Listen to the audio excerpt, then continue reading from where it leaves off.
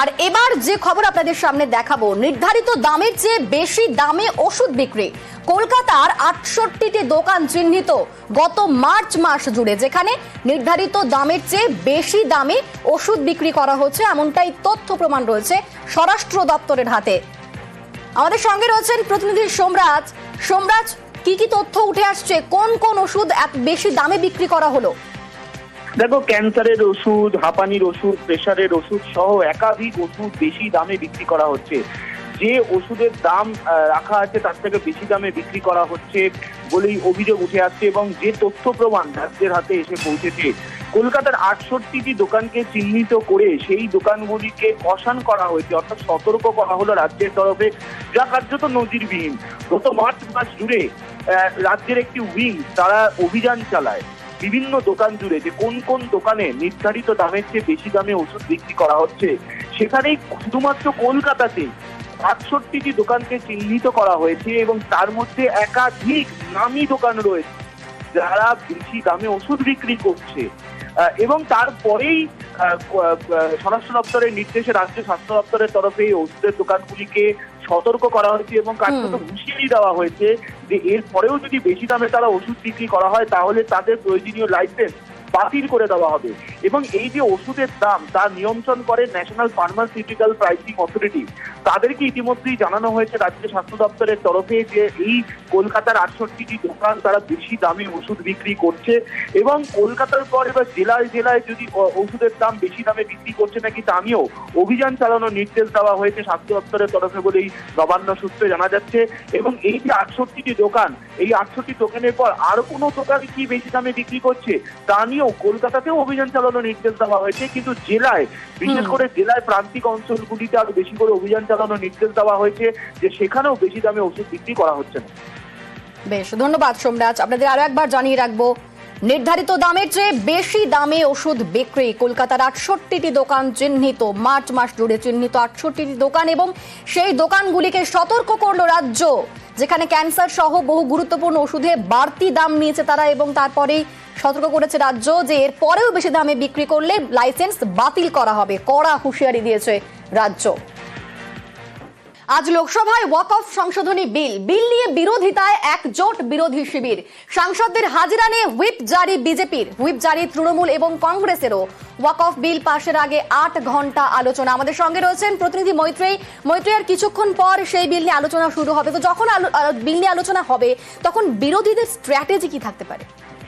দেখো, বিরোধীদের তরফ থেকে গতকালই কিন্তু ইন্ডিয়া ব্লকের বিরোধীদের সবাই বৈঠক করেছেন, এবং তারা যে সিদ্ধান্ত নিয়েছেন সেই সিদ্ধান্ত হলো যে 8 ঘন্টার আলোচনায় তারা অংশগ্রহণ করবেন এবং এই বিলের বিরুদ্ধে তারা সোচ্চার হবেন। কেন এই বিল অসাংবিধানিক সেই বিষয়ে তারা তাদের বক্তব্য রাখবেন। তাদের বক্তব্য খুব স্পষ্ট যে তারা একাধিক ক্ষেত্রে তারা তাদের বিরোধিতা জানিয়েছেন। তারা যৌথ সংসদীয় কমিটিতেও তারা তাদের আপত্তি তারা জানিয়েছেন, কিন্তু বিরোধীদের সমস্ত ক্লজ বাই ক্লজ যে সমস্ত আপত্তিগুলো ছিল সেই সব আপত্তিকে ইনকর্পোরেট করা হয়নি, এবং সেই অভিযোগও তাদের তরফ থেকে রয়েছে। এবং তারপরে আজকে যখন বিল আলোচনার জন্য পেশ করা হচ্ছে তখন তারা আলোচনায় অংশগ্রহণ করবেন, এবং তারা এই বিল কেন অসাংবিধানিক, অর্থাৎ তাদের মূল বক্তব্যটা হচ্ছে যে মানুষের কাছে তারা এটা পৌঁছাতে চান যে বিরোধীদের জোরদার প্রতিবাদ ছিল, এবং বিরোধীরা সব রকম ভাবে তারা চেষ্টা করেছিলেন এই বিলকে পাশ হওয়া থেকে আটকাতে। যদিও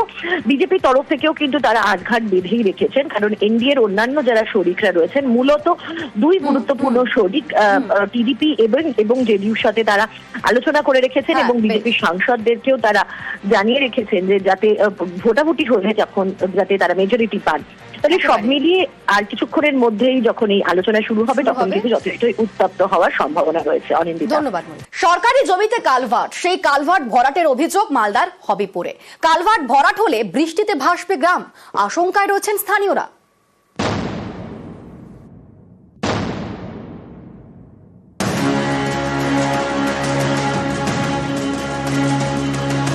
সরকারি জমিতে কালভার্ট, এই কালভার্টই ভরাট করে দেওয়ার অভিযোগ মালদার হবিবপুরে।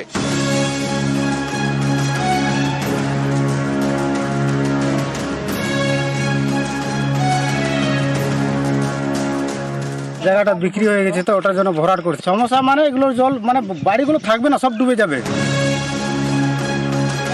মালদার হবিবপুরে গোয়ালবাড়ি গ্রাম। আগে বৃষ্টিতে এই গ্রাম ভেসে যেত।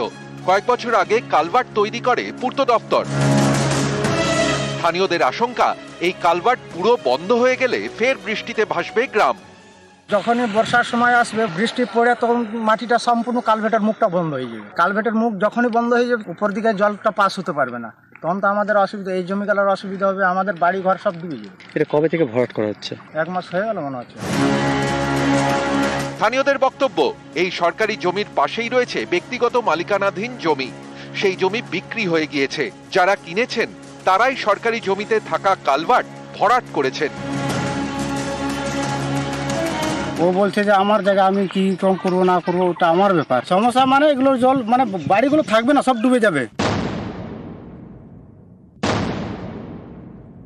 আমাদের পঞ্চায়েতে তো এই ব্যাপারে কেউ অনুমতি নেয়নি, আমরা কিছু জানি না। আর যদি আমাদের কেউ কমপ্লেন করে তাহলে আমরা অবশ্যই বিএলআরও স্যারের সাথে কথা বলবো এবং প্রয়োজন পড়লে আমরা থানাতেও জানাবো। ক্যামেরায় লিপেশ লালার সঙ্গে সেবক দেব শর্মা, নিউজ 18 বাংলা। আর এবার নজর রাখবো নন্দীগ্রামের দিকে। নন্দীগ্রামে প্রতারণার অভিযোগে ভাঙচুর, মোটা টাকা লাভের ডোপে প্রতারণা করা হয় এমনটাই কিন্তু অভিযোগ উঠছে।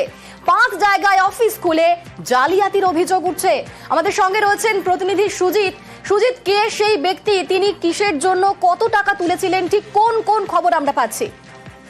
কোটি কোটি টাকা তুলেছিল বলে ইতিমধ্যেই অভিযোগ সামনে আসছে এবং সেই অভিযোগ যার বিরুদ্ধে সে কিন্তু পলাতক, এবং সেই পলাতক অভিযুক্তর বাড়িতে ইতিমধ্যেই নন্দীগ্রামে রেয়াপাড়ায় ভাঙচুর চালিয়েছেন উত্তেজিত যারা প্রতারিতরা। তারা থানারও দ্বারস্থ হয়েছেন নন্দীগ্রাম থানায়। তাদের মধ্যে কেউ কেউ অভিযোগ জানিয়েছেন মোটা টাকা রিটার্ন করার টোপ দিয়ে কোটি কোটি টাকা তুলে নিয়েই বেপাত্তা হয়েছেন নন্দীগ্রামের ওই যুবক।